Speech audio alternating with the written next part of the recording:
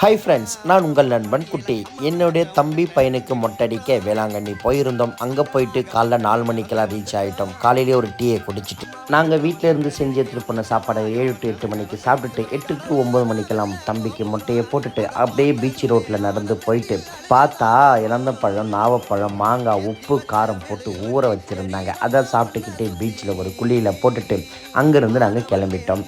இங்கே இந்த பீச்சில் நடந்து வந்து பர்ச்சேஸ் பண்ண போகிறதே அவ்வளோ ஒரு இன்ட்ரெஸ்ட்டாக இருக்குது.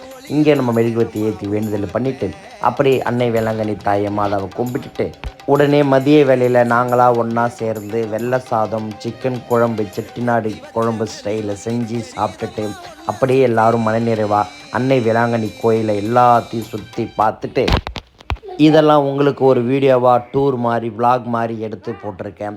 இன்றைக்கி 12 மணிக்கு வீடியோ வருது, கண்டிப்பாக பாருங்கள். கடைசியாக நம்ம காரைக்காலில் ஒரு ஃபோட்டோ எடுத்துகிட்டு கிளம்பிட்டோம்.